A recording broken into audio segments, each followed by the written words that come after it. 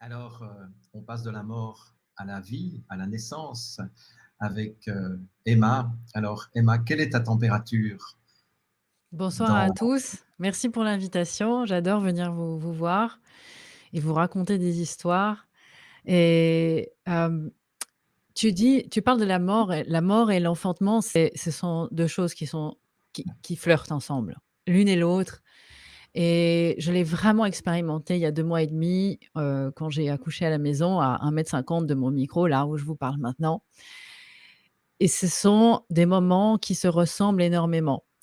Alors c'est vrai que je te remercie Jean-Jacques pour ton invitation à parler de cette nouvelle émission Faux départ qui est sur pied maintenant, qui a pris un certain nombre de mois à voir le jour, puisque comme vous le savez peut-être, les amis qui êtes en direct avec nous ce soir, j'ai passé quasiment toute l'année 2021 à être enceinte, hein. J'ai su, cette, grossesse, en janvier, surprise et très belle nouvelle. Et donc j'ai fait un certain nombre d'enquêtes et je vais vous raconter l'histoire de cette émission et pourquoi elle est capitale à mon sens puisqu'elle rejoint toutes les pièces du puzzle. Et l'autre jour, quand on se parlait, Jean-Jacques, on parlait de l'importance de comprendre the big picture, la de vraiment prendre suffisamment de recul pour comprendre que le tableau, en fait, il est beaucoup plus vaste que juste un virus par-ci, l'OMS par-là, Bill Gates, et compagnie. Ce qui est fait à coup de gouttes pour donner des informations. Il est important de reculer à chaque fois d'un pas pour prendre suffisamment de recul et comprendre les enjeux. En tout cas, en ce qui me concerne, depuis plus d'un an et demi, il y a une question à laquelle je commence peut-être à trouver une réponse enfin, c'est: comment est-il possible que les parents ont à ce point abandonné leurs enfants? Comment est-il possible, en 2021, dans une civilisation qu'on estime humaine, que des parents se vaccinent et acceptent tout ça pour aller au restaurant, pour aller boire des coups avec leurs copains, pour partir en vacances et de laisser un monde aussi dégueulasse à leurs enfants? Comment cela est-il possible? Comment cela est-il possible? Moi, ça m'a vraiment, et j'en suis encore émue d'en parler parce que je me suis dit: «Comment des parents peuvent, mettre des masques à leurs enfants dès 6 ans pour aller à l'école en France?» En Suisse, on n'a pas eu ça pour les petits dès 6 ans, mais en fait, j'ai assisté à un abandon clair des familles, de leurs enfants à l'État. Là, ça a été pour moi une évidence. C'est-à-dire qu'on n'a plus le noyau de la famille. On l'a déjà vu depuis des années avec, les, maisons pour personnes âgées, où on a complètement coupé l'accès à l'histoire parce que c'est ça finalement le rôle d'une personne qui intègre un certain âge, c'est de pouvoir transmettre la sagesse à la génération d'après. C'est ultra important, la tradition orale aussi. Et on a commencé à voir cette subversion du noyau fort, la famille. Tu parlais, Jean-Jacques, de ce décès de cette, Géraldine qui s'est suicidée. J'ai aussi une grosse pensée pour son père et toute sa famille. Quand on a un enfant, c'est la seule personne sur terre avant qui on a envie de mourir. Ouais. Quand on a un enfant, c'est la seule personne sur terre avant qui on veut mourir. Alors je peux imaginer l'atrocité de cette expérience. Et l'émission Faux départ, en fait, elle est venue comme une évidence au fur et à mesure que j'ai enquêté sur un certain nombre de points. Alors, voilà comment, tout ça a vu le jour. Déjà, une chose est claire, c'est qu'on a tous un point commun ici sur terre, peu importe de quel côté on est, de quelle, culture on est, qu'on soit dirigeant, qu'on s'appelle Legault, qu'on s'appelle, Bill Gates ou peu importe, on est tous issus d'un utérus, peu importe. Jusqu'à preuve du contraire, jusqu'à maintenant, on est tous issus d'un utérus et du corps d'une femme. Jusqu'à maintenant, c'est comme ça. L'avenir avec tous les folies qui s'envisagent, je ne sais pas, mais en tout cas maintenant c'est sûr, on est tous sortis du même endroit. Et puis, comme quand maintenant une femme, elle porte la vie, elle est considérée comme malade parce qu'il faut lui vendre un paquet d'examens, il faut lui faire peur. Parce qu'aujourd'hui, un gynécologue qui fait peur à une femme enceinte, il va lui faire le double d'examens, il va encaisser le double Ça, je pense qu'aujourd'hui, ceux qui sont encore en train de se poser la question, sont plus des gens qui sont en train de parler de science. Là, on parle de commerce. Ça, c'est déjà une chose qu'il faut intégrer une bonne fois pour toutes. Les femmes qui portent la vie ne sont pas malades.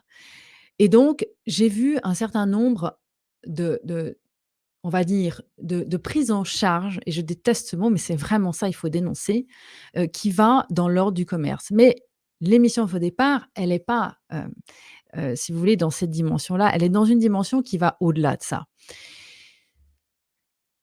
La subversion qui est faite maintenant au niveau des couples, au niveau des femmes, des hommes et de la civilisation humaine, Jean-Jacques, tu parles souvent des gardiens de l'humanité. Eh bien, maintenant, il est temps de sortir les haut-parleurs et de faire savoir ce qui se passe dans les hôpitaux au niveau des protocoles par rapport à l'ocytocine. Alors, je vais commencer par cet exemple-là parce qu'il est ultra parlant. On peut comprendre justement, peut-être émettre une hypothèse. En ce qui me concerne, ça va plus loin que l'hypothèse, mais je permets quand même l'hypothèse. Pourquoi les parents ont abandonné leurs enfants? Pourquoi les mères qui ont enfanté leurs enfants les ont à ce point abandonnés en disant: «Oui, mais c'est obligatoire». Ça, pour moi, ça ne rentre même plus en question. Quand quelqu'un nous dit: «Oui, mais c'est obligé. Oui, mais c'est obligatoire», je ne peux plus l'entendre. Déjà, j'ai jamais pu l'entendre, mais maintenant encore moins. Par contre, il se trouve que on a tous l'ocytocine, et l'ocytocine, Tal, toi, tu sais bien ce que c'est puisque, j'ai eu le plaisir, et d'ailleurs je vous invite les amis, si vous l'avez pas vu, à aller voir un documentaire dans lequel Tal intervient qui s'appelle «Le chemin vers l'enfantement». Vous pouvez le trouver sur YouTube, et c'est très, très, très, très agréable de t'écouter parler aussi avec, ta compagne. Cette ocytocine, cette hormone de l'amour, cette hormone de l'attachement, eh bien, il se trouve que c'est aussi l'hormone qui crée la fameuse contraction qu'on cherche pour que le corps sorte ce bébé quand c'est le moment. Et dans les hôpitaux, eh bien, ce qu'on fait maintenant de plus en plus, c'est qu'on déclenche les femmes à coups d'ocytocine de synthèse. Et au-delà de ça, quand le bébé a la tête sortie et les épaules sorties, donc il n'est même pas complètement sorti du corps de sa mère, on injecte dans le corps de la mère de l'ocytocine de synthèse, soi-disant pour prévenir l'hémorragie de la délivrance. Bon, je ne vais pas rentrer dans les détails, parce que ça, on le fait dans l'émission Faux départ. Mais en fait, ce qui se passe, c'est qu'au niveau de l'épigénétique, on commence à prouver maintenant que ces injections de cytocine de synthèse pour le bébé abîment ces récepteurs naturels d'ocytocine, ce qui crée une foule d'effets en cascade pour son avenir. C'est-à-dire qu'on arrive à modifier l'état d'un enfant sur le long terme parce qu'il n'aura pas pu créer son ocytocine naturelle à un certain moment. Donc l'ocytocine prévient la dépression, ce qui pourrait aussi expliquer pourquoi on a autant de cas de dépression, pourquoi on a autant de familles explosées, pourquoi on a autant de mères qui n'arrivent pas à se positionner clairement, peu importe le prix à payer. Moi, je l'ai toujours dit depuis 2020, si dans 20 ans, ma fille me dit: «Maman, tu as fait quoi en 2020?» Eh bien, je lui dirai tout ce que j'ai pu. Je ne peux pas faire plus que ça, et ce lien-là est abîmé avec l'ocytocine de synthèse, qu'on le veuille ou non. Et ce qui est le plus fou, c'est qu'on a découvert en faisant justement nos recherches, c'est que les femmes ne savent pas qu'elles reçoivent ça. C'est-à-dire qu'une femme qui échappe dans un hôpital à cette injection pour déclencher son travail ou activer ses contractions, elle le reçoit parce que ça fait partie d'un protocole. Au moment de l'arrivée de l'enfant, on lui injecte ça dans ses veines alors qu'elle ne le sait pas. Alors, en France, on a à peu près 800 000 naissances par année, les amis. Ça fait quasiment 1 million de personnes concernées. 1 million de petites personnes concernées là, chaque année, qu'on va saccager pour leur avenir, et l'attachement ultra important. Qu'est-ce qu'on qu'est-ce qu'on a réalisé aussi là-dedans? on a réalisé que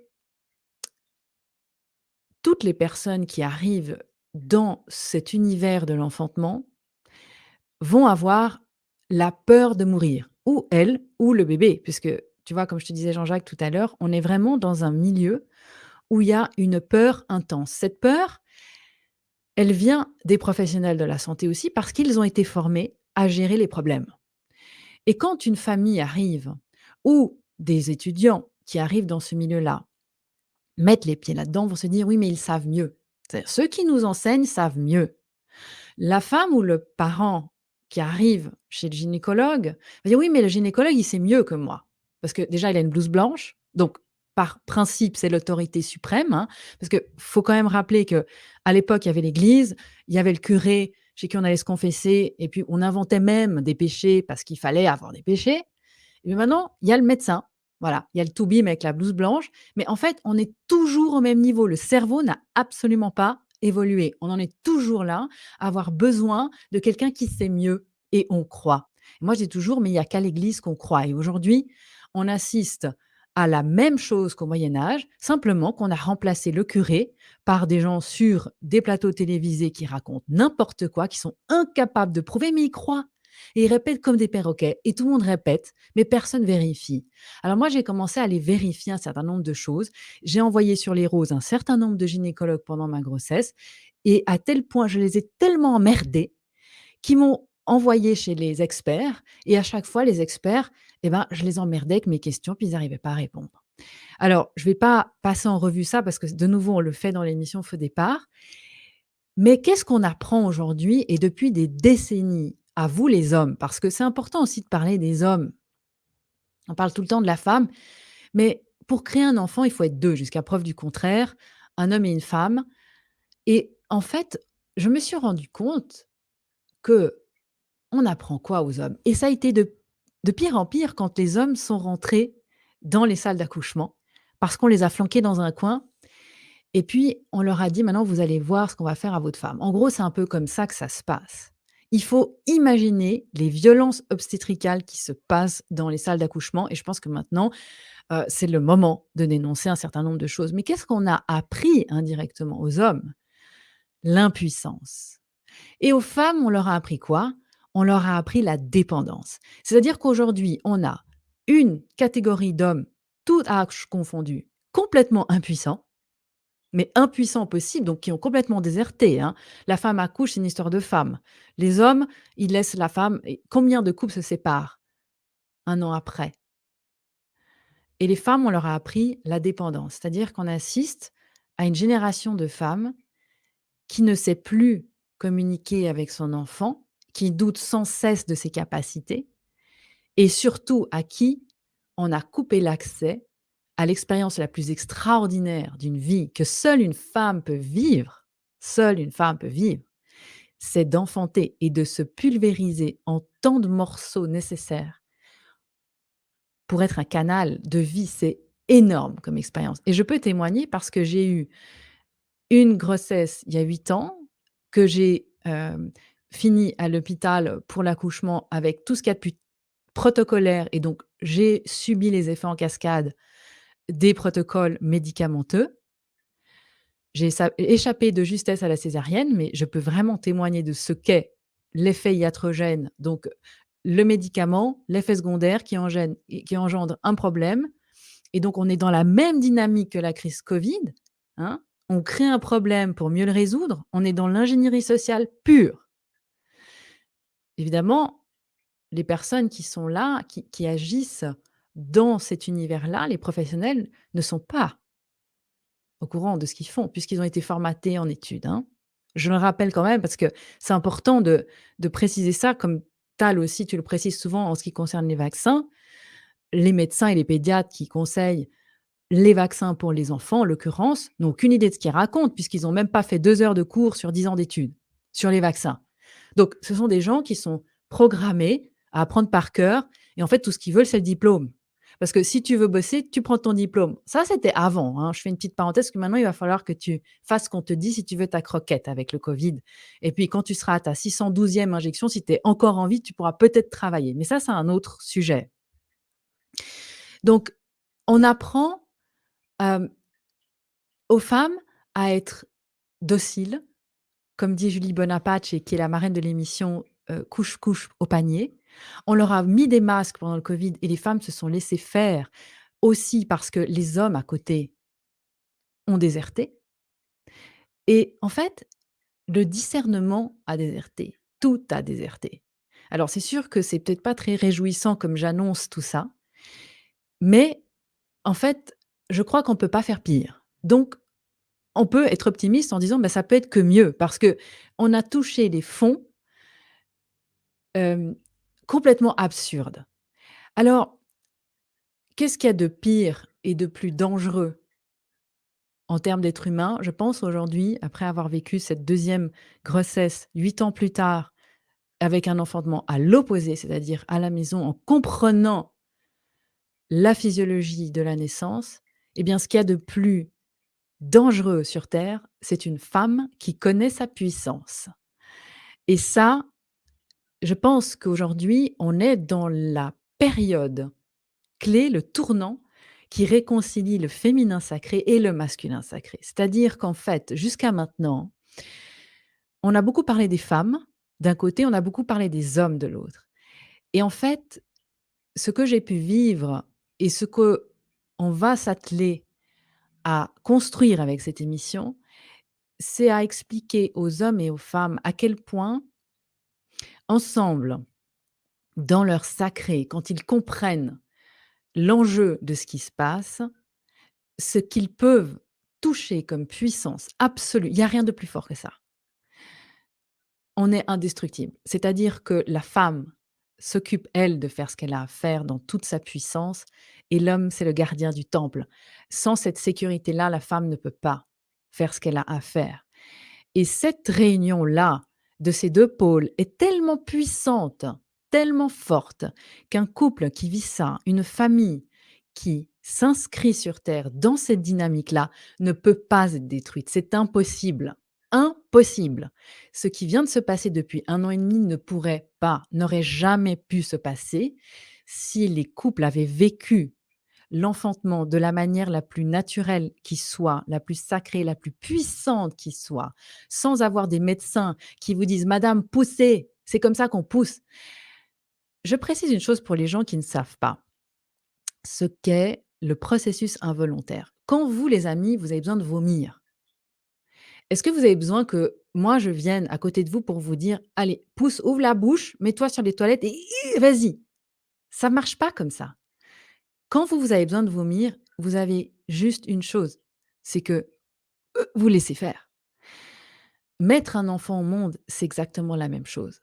C'est-à-dire que j'ai pu expérimenter quelque chose de fou, c'est-à-dire que je n'ai pas poussé, c'est-à-dire que mon corps a fait le job tout seul et j'en ai beaucoup, entendu parler parce que je me suis formée comme une professionnelle. Alors j'ai fait, tout un tas de formations dont on parlera dans l'émission Faux départ. Mais je me suis dit: «Si je veux aller jusqu'au bout», parce que j'avais déjà une première expérience et je savais à quel point c'était quand même quelque chose de très difficile. Je me suis dit: «Il faut que je sois formée comme une professionnelle qui connaît la physiologie de l'enfantement». Donc j'ai fait des formations pour parents et j'ai fait des formations pour professionnels et j'ai passé des mois à lire aussi des écrits. Je me suis avalé une thèse de quasiment 500 pages dont on va parler en long et en large dans l'émission Faux départ. Elle est extraordinaire, de Stéphanie Saint-Amand et je dédicace évidemment toutes les émissions à cette femme, décédée maintenant, mais qui a fait un travail remarquable et qui dénonce la médicalisation des grossesses et des naissances.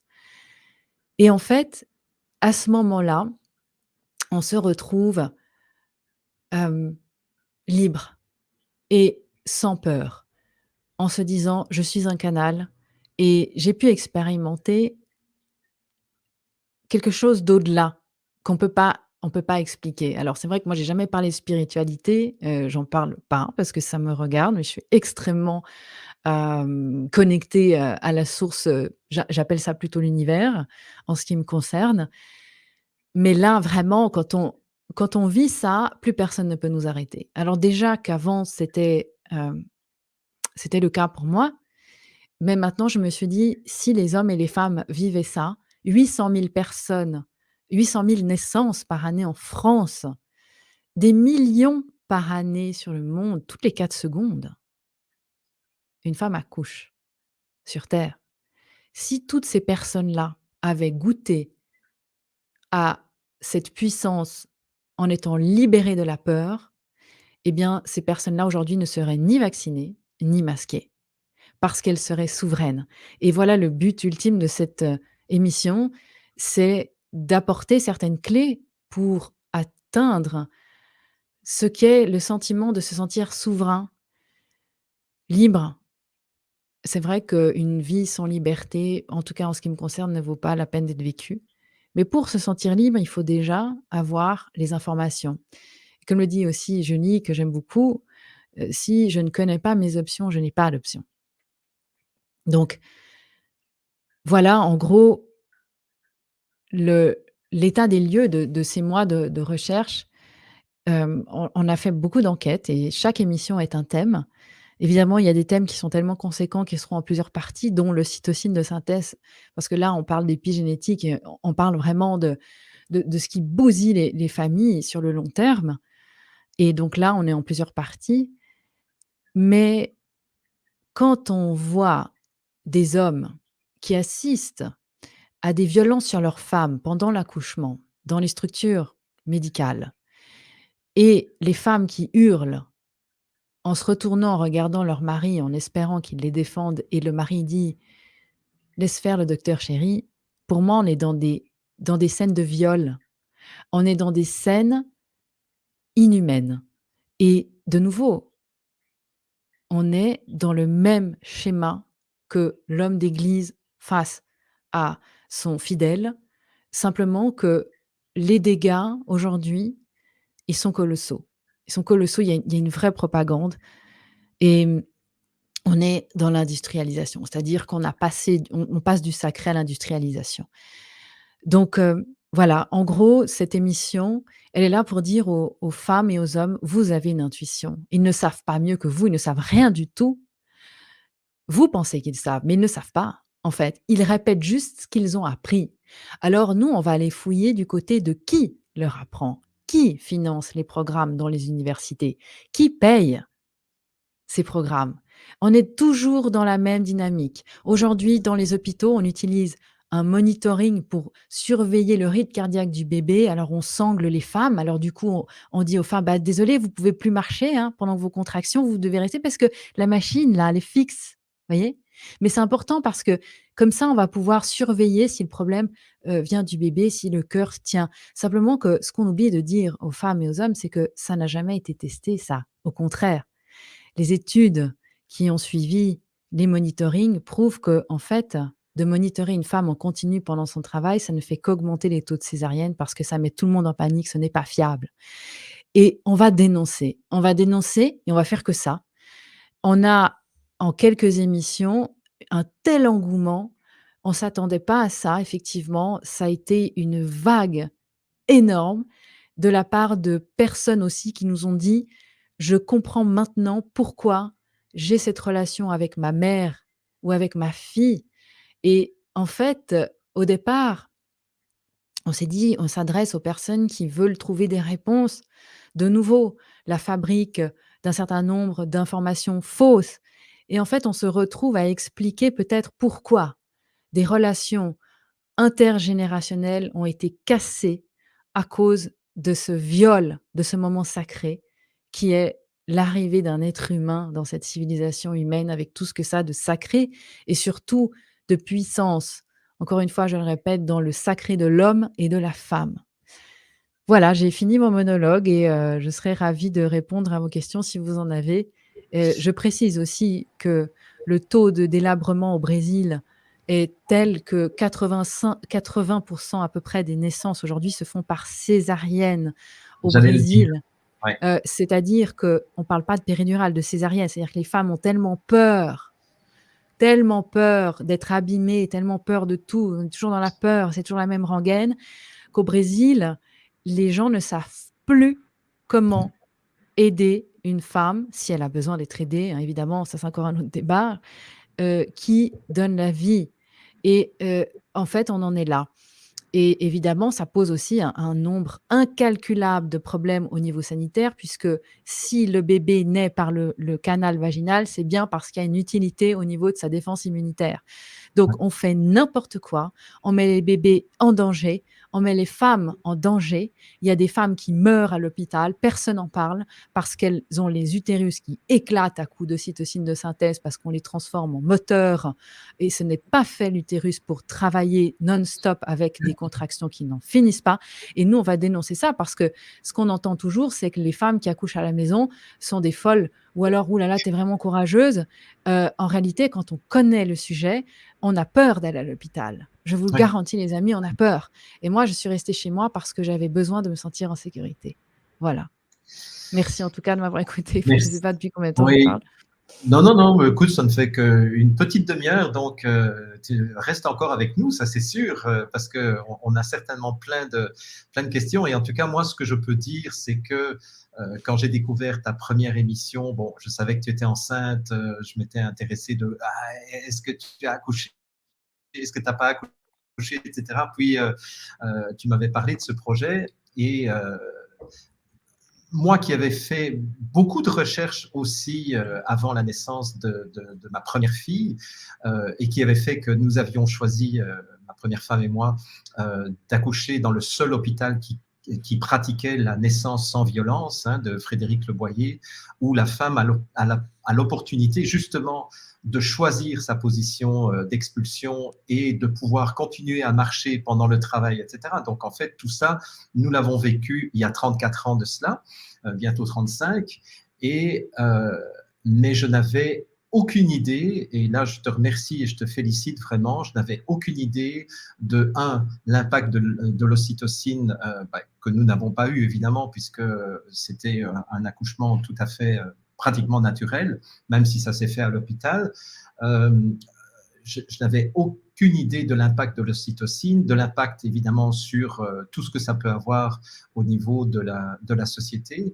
Et, euh, et c'est vrai que c'est en faisant les recherches pendant la grossesse de ma première fille que nous avons découvert que finalement, la position qu'on imposait aux femmes, qui était la position couchée, était une position qui avait été choisie simplement pour le confort du médecin et pas du tout pour suivre la physiologie et la nature.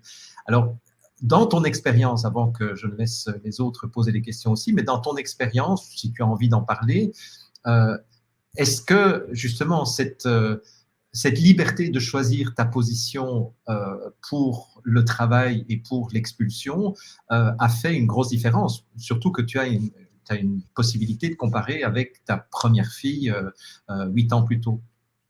Alors c'est toute la différence en fait, ce n'est même pas un détail, c'est la clé, pour donner la vie de façon sécure. C'est-à-dire qu'en fait, c'est de nouveau un effet en cascade. Il y a des femmes aujourd'hui, donc c'est 5 ans d'études pour être sage-femme, hein, qui font leur stage en clinique, et des sages-femmes en fin d'études, disent, «Bah, nous, en fait, le problème, c'est qu'on n'a jamais vu un accouchement autre que sur le dos, puisque toutes les femmes demandent la péridurale». Donc le problème, c'est que, de nouveau, il y a une perte de connaissance aussi en France, en Suisse, partout. Alors, pour prendre, la position idéale que le corps va dicter à la femme, à ce moment-là, puisque on peut penser qu'on va se mettre dans un sens, mais en fait, ce qu'il faut savoir, c'est qu'au moment où, le travail commence, la femme, elle part, hein. Moi, je parle aussi, et on parlera dans l'émission du vortex, en avec, Karine, qui fait une formation qui est extraordinaire, Quantique Mama. C'est vrai qu'on a un accès à quelque chose de complètement fou là, on part dans des sphères, moi j'étais plus là. Alors effectivement, ça change tout parce que le corps, il a une sagesse quand on le laisse faire. Si le bébé a une épaule plus à droite ou à gauche, le corps, il va la femme prend naturellement la position qui est bonne pour sur le moment, et il est possible que juste au moment, de la sortie du bébé, la femme tout d'un coup prenne une position abracadabrante, et en grosso modo, on peut dire, pour, faire, un schéma grossier, mais bon, c'est un peu ça, qu'une femme qui est à 4 pattes, elle peut régler la plus grande partie des problèmes en étant comme un mammifère à 4 pattes, puisque nous sommes des mammifères. C'est vrai que de se mettre sur le dos, comme le dit Julie, en la position pourrie, c'est sur le dos. En gros, Ouais. c'est, et d'ailleurs, comment humilier une femme qui enfante? C'est de la mettre sur le dos, avec les pattes en l'air. Le coccyx remonte, d'accord? Donc comment voulez-vous qu'un bébé passe le canal et remonte pour ressortir? C'est impossible, impossible. À moins de conscientiser et de pousser tout ce qu'on peut en se déchirant de l'intérieur, parce que là aussi on va en parler, hein, de toutes les atrocités qui se sont passées et qui continuent de se passer.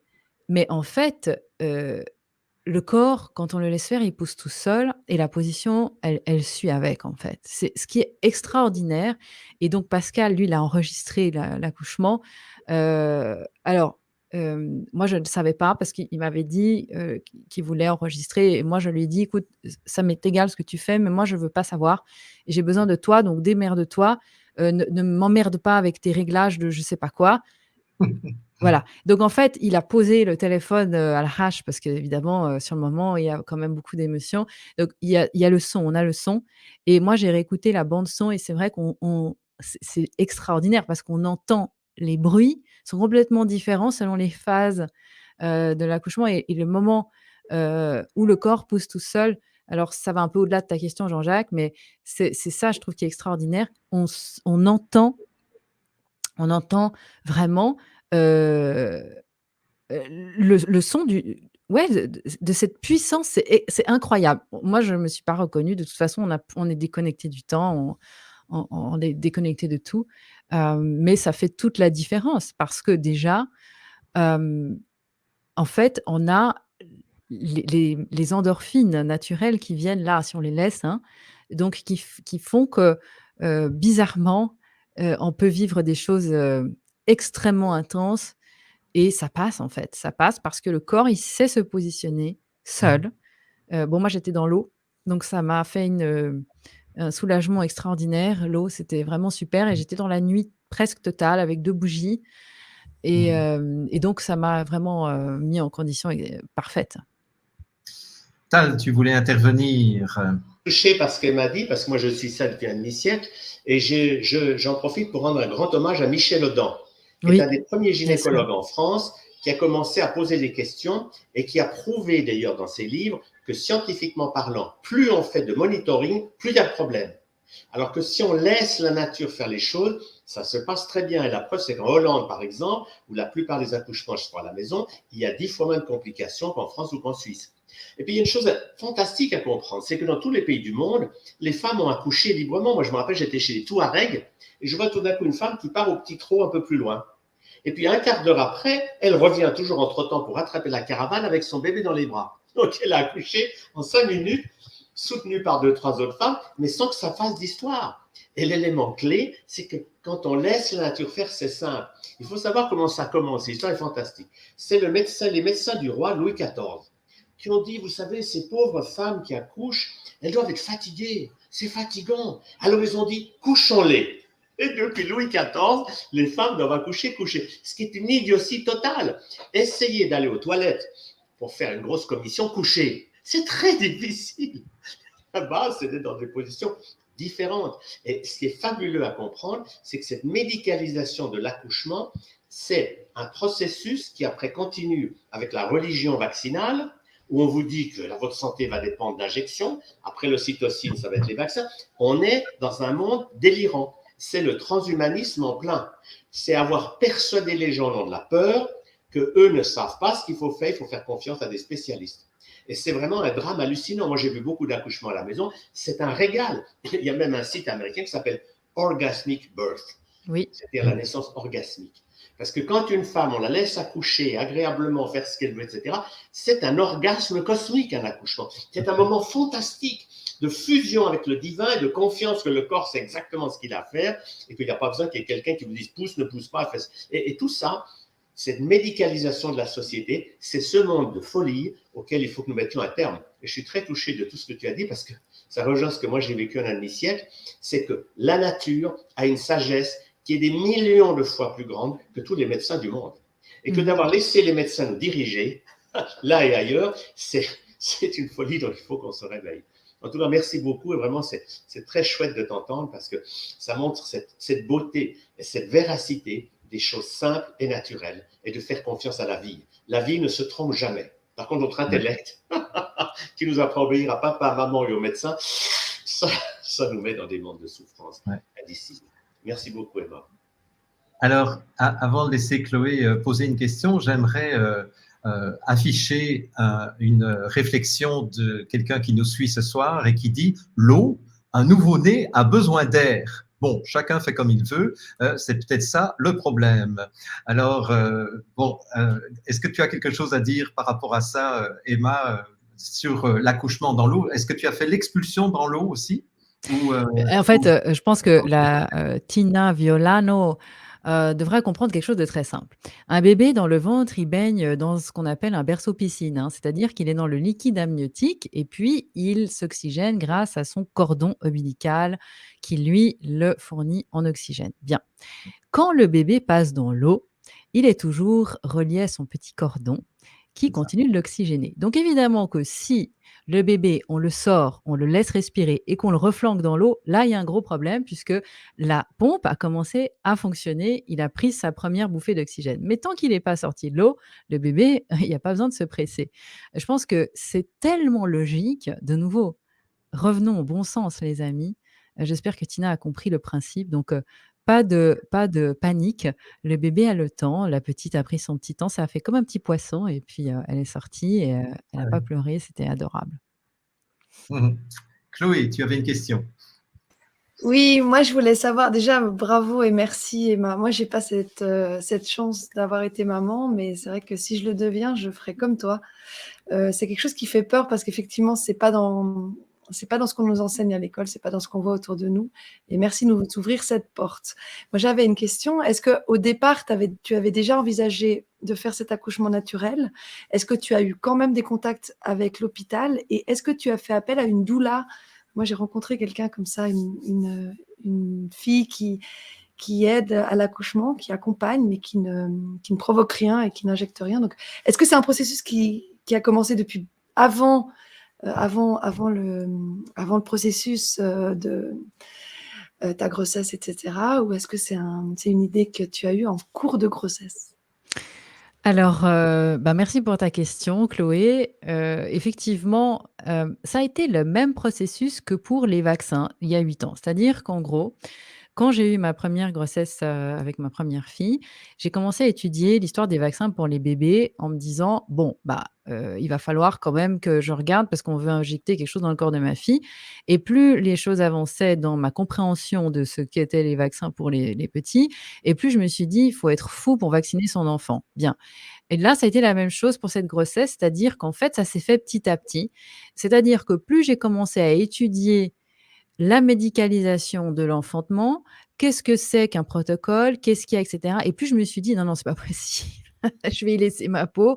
Maintenant que je sais, je peux plus faire comme si je ne savais pas». Donc en fait, c'est de nouveau, c'est pas une croyance qu'accoucher à la maison, c'est mieux. Moi, je suis quelqu'un de très pragmatique.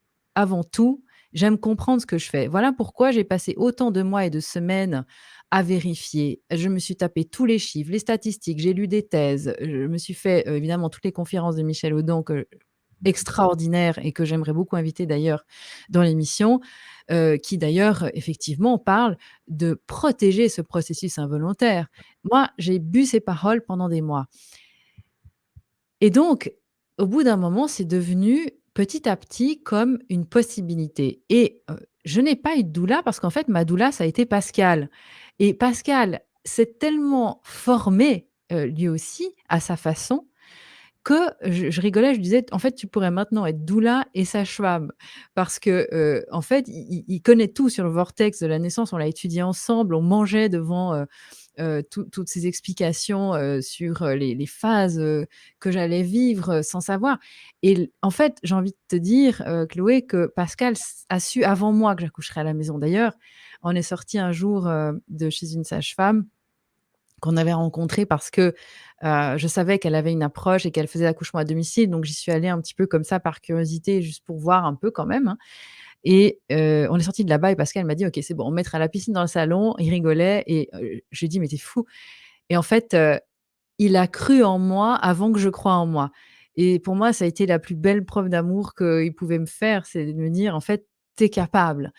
Et c'est pour ça que je parle de cette réunion de l'homme et de la femme, parce qu'il y a rien de plus beau que de croire en l'autre et de faire tout ce qu'on peut pour protéger l'espace. Quand je dis gardien du temple, c'est ça, en fait. Donc j'ai pas ressenti la nécessité d'avoir une doula. Par contre, une personne qui, se retrouve seule par la force des choses, il y a aussi des femmes qui se font quitter pendant leur grossesse. On a aussi des témoignages, des personnes qui nous écrivent en nous disant: «Bah, voilà, du coup, maintenant je suis seule». Et c'est vrai que je pense que c'est extrêmement important d'avoir une personne de confiance pour se sentir en sécurité. Finalement, pour nous, l'accouchement, c'était entre Pascal et moi. La sage-femme, elle était, pour tout vous dire, dans un coin du salon. Vraiment, moi, je ne l'ai pas vue quasiment, hein. Elle était assise sur les toilettes en train de prendre des notes, toute seule dans son coin, et moi, j'étais avec Pascal. Donc elle était là au cas où.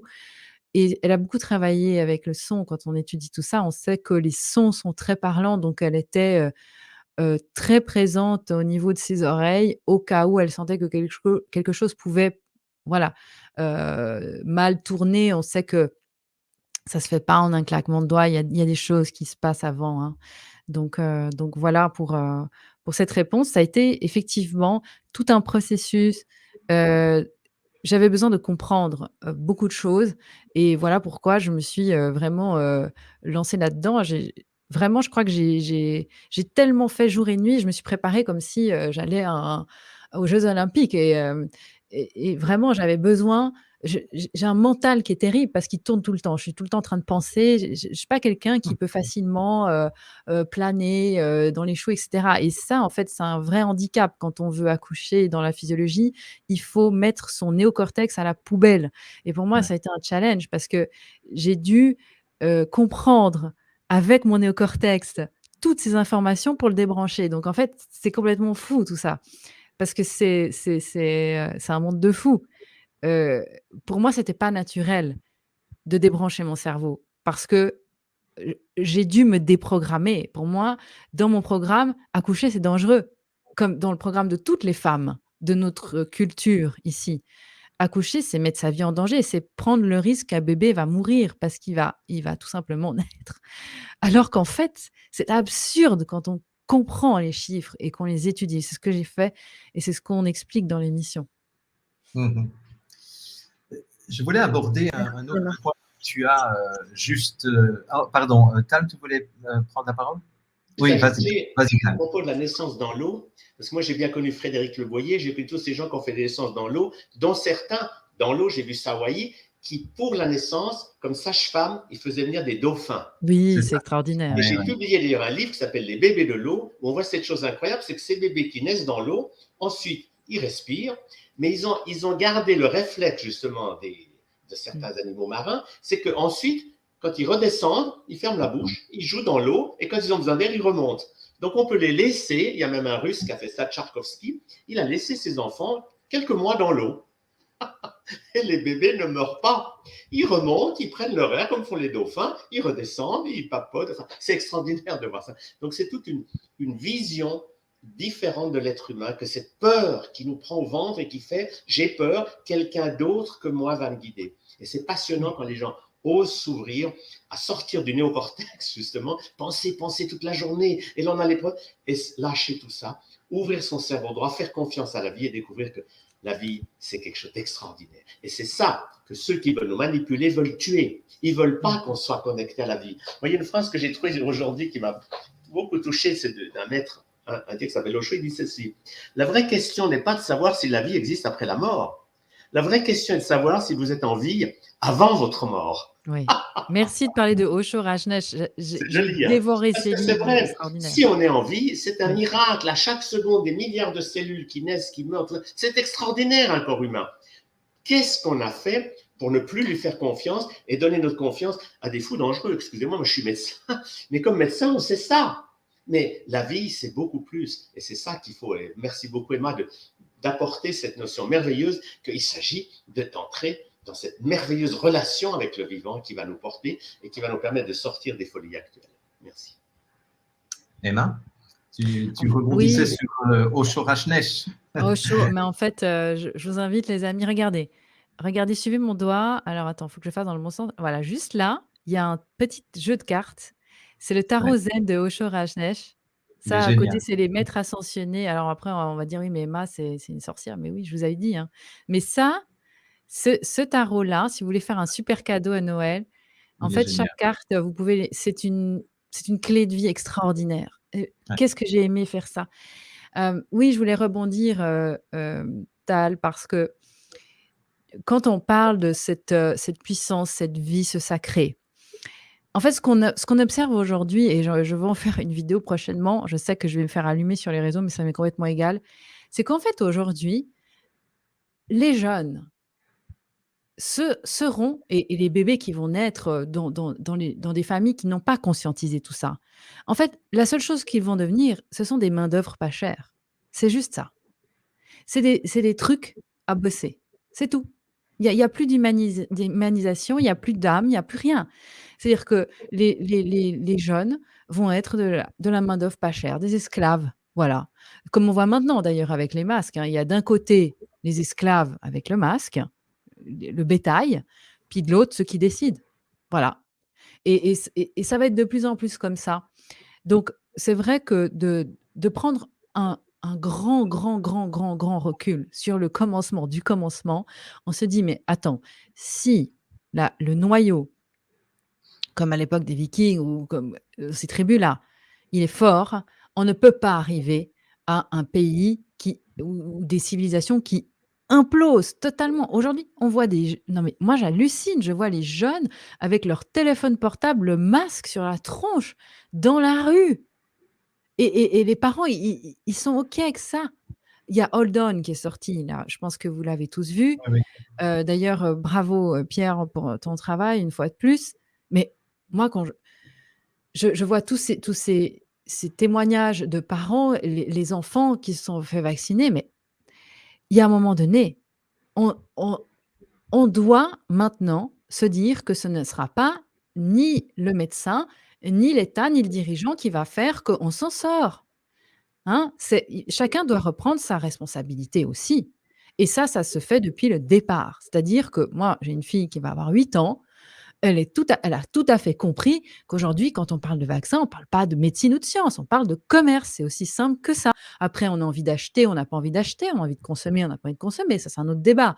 Mais elle a compris, et ça se fait à table, ça se fait ensemble. Il faut avoir, un noyau fort.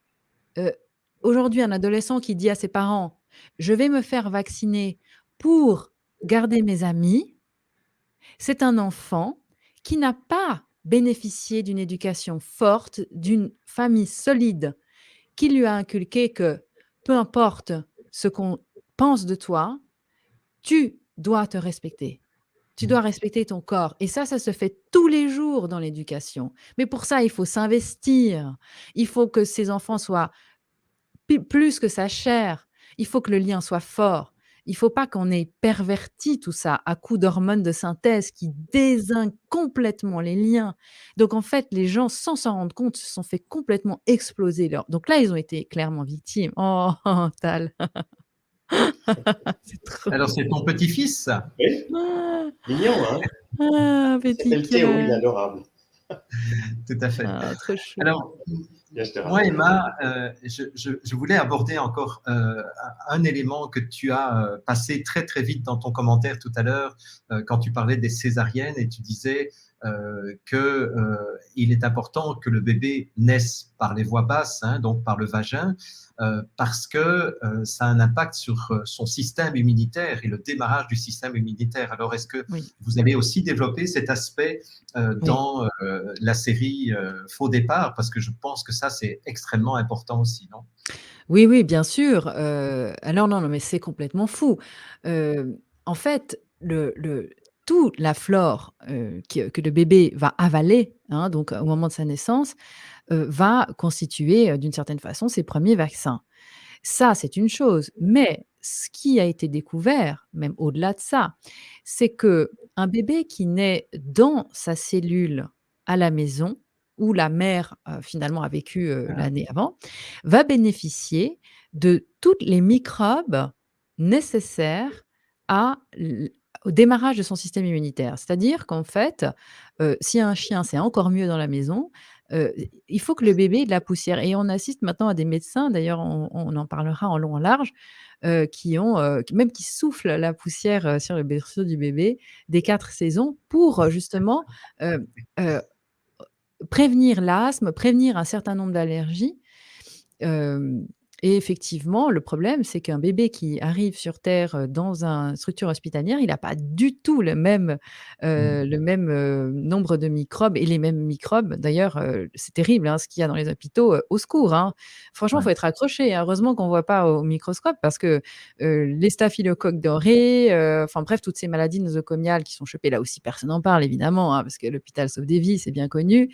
Donc voilà, comme vous le savez, moi, ça va être très vaste parce que le problème des césariennes aujourd'hui, c'est que ça crée tellement de problèmes. Les bébés arrivent là, les césariennes de convenance aussi. Le premier choix de la vie d'un être humain, c'est quand je vais naître. C'est le bébé qui décide quand il arrive, hein. C'est pas le toubib parce que c'est vendredi. Puis alors, faut surtout pas qu'il naisse samedi, ça m'emmerde parce que je vais au ski. Dimanche, j'ai le golf, alors si possible le vendredi ou du lundi au vendredi. Bon, le lundi, je suis un peu fatiguée. Donc en fait, c'est ça ce qui se passe.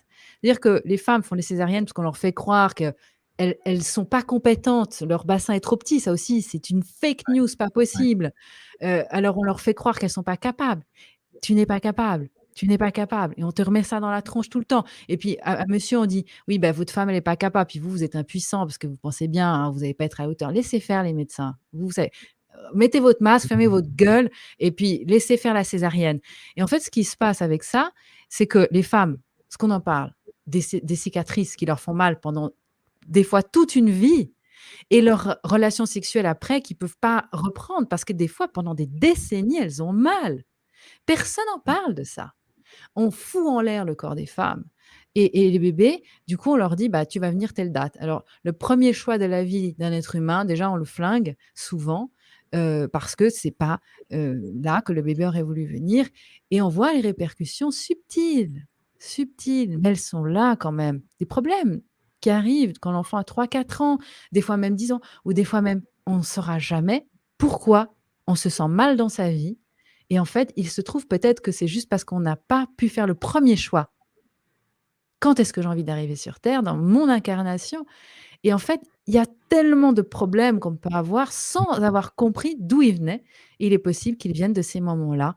Et césarienne est une vraie plaie et elles peuvent être efficaces et nécessaires dans très petit nombre de cas. Quand les physiologies de la naissance sont respectées, elles sont rarissimes, les césariennes. Mmh. Merci beaucoup. Euh, je ne sais pas si Tal ou Chloé, vous avez encore une question. Moi, j'en aurais encore 50 000, mais en tout cas, je tiens déjà à te remercier, Emma, d'avoir mis au monde, pas seulement ta fille, mais bon, là, je n'ai pas de remerciement à te faire nécessairement, sauf que, effectivement, tu as mis au monde un être qui sera probablement beaucoup plus responsable de sa vie, beaucoup plus conscient et beaucoup plus éveillé. Donc, pour ça, pour l'humanité, merci. Mais aussi, merci d'avoir mis au monde cette émission, en fait, cette série Faux départ qu'on peut retrouver, je pense, sur ton site emmacruzy.com, hein, tout simplement. Hein. Donc, il suffit de taper ton Oui. nom, emmacruzy.com et d'aller dans les vidéos et de cliquer. Je pense qu'il y a déjà 3 ou 4 épisodes de Faux départ. Oui, oui, oui, il y en a 4. Le 5e sur la semaine prochaine. Ouais. Il y a une chaîne YouTube, qui, répertorie aussi ces épisodes-là, puisque là, on est dans un thème, tout à fait, OK sur, sur ce genre de canal.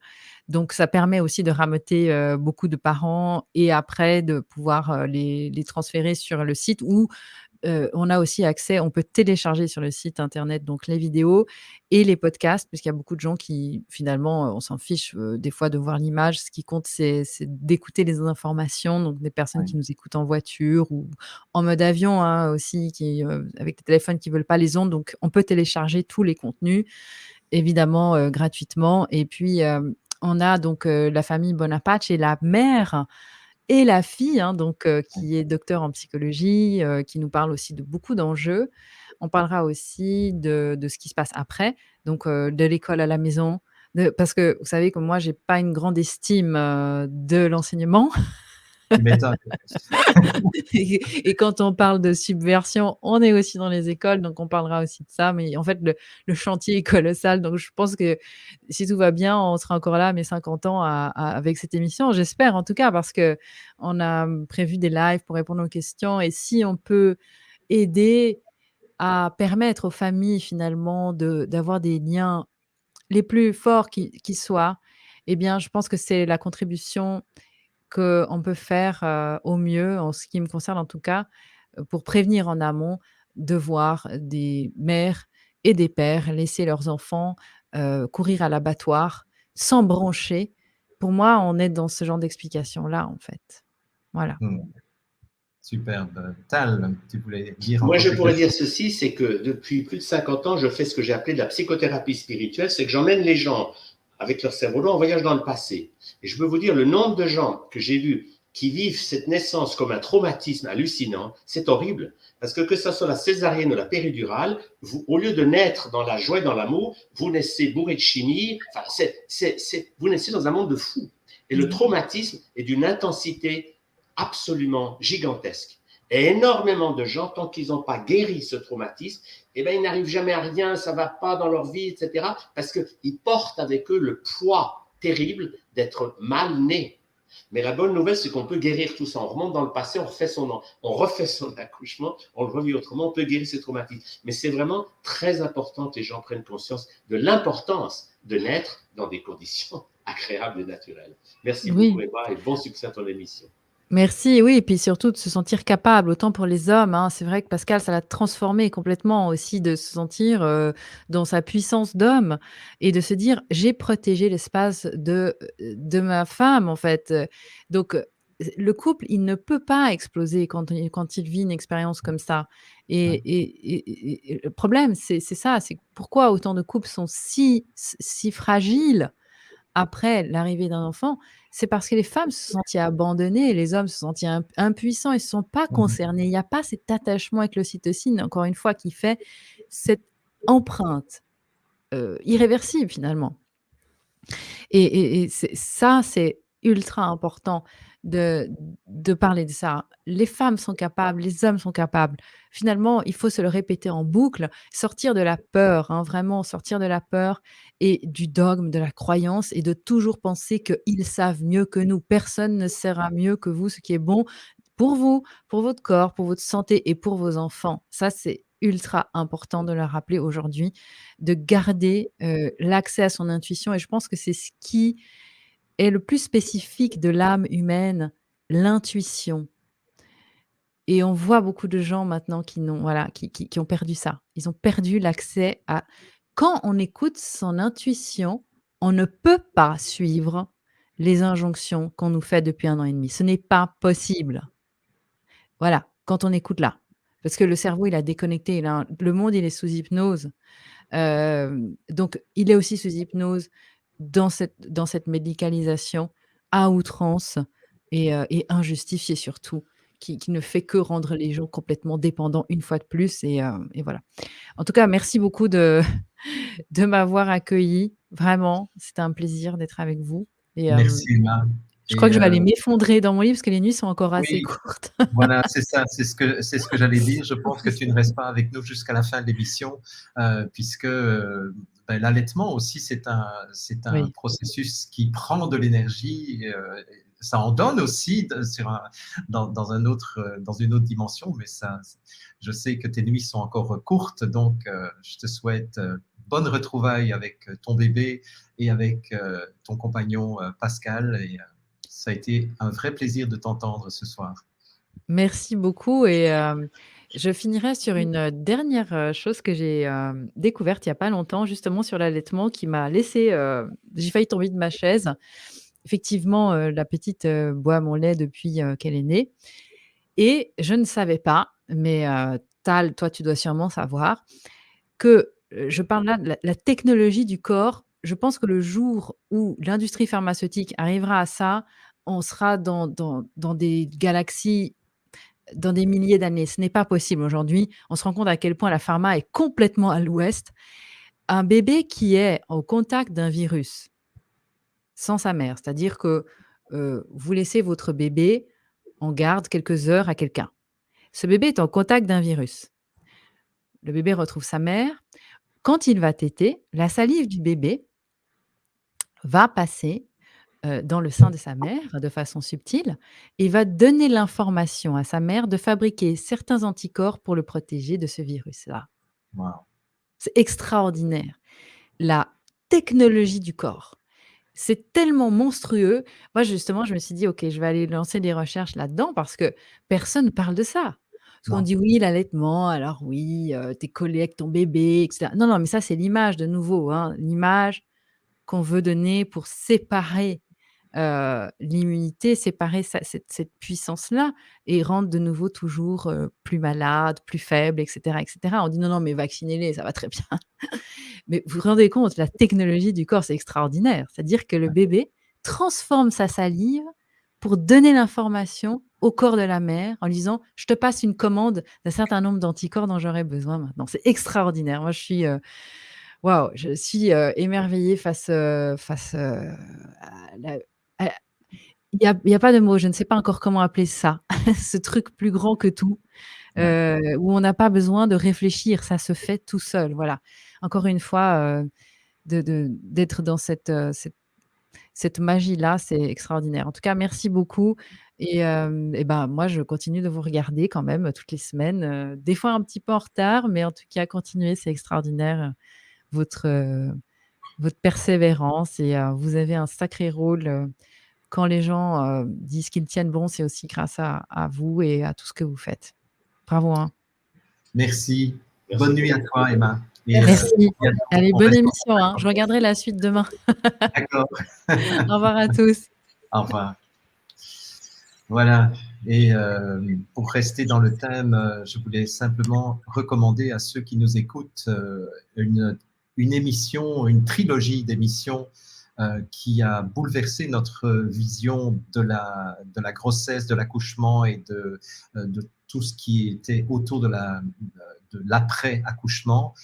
C'est une émission qui avait été produite au départ par TF1 et c'est une émission qui s'appelle Le bébé est une personne, qui est donc il y a 3 émissions de Bernard Martineau et c'est sorti dans les années 80, je pense 84, 85, quelque chose comme ça, puisque ma première fille est née en 87 et nous avons eu le grand privilège de voir ces 3 émissions qui sont encore disponibles. Si vous cherchez un petit peu, Le bébé est une personne, Bernard Martineau, Martineau c'est M-A-R-T-I-N-O, eh bien vous les trouverez et si parmi vous, il y en a qui attendent un bébé, eh bien, je vous recommande chaleureusement d'écouter ces 3 heures d'émission. Ça va vous changer complètement la vision que vous pourriez avoir de la grossesse, de l'accouchement et de tout ce qui se passe juste après l'accouchement. C'est fabuleux. Et en tout cas, nous, ça nous a beaucoup aidé à faire nos choix. On n'a pas été aussi loin qu'Emma dans les recherches, mais ça nous a aidé en tout cas à vivre 3 accouchements qui étaient tout à fait exceptionnels. Enfin, voilà.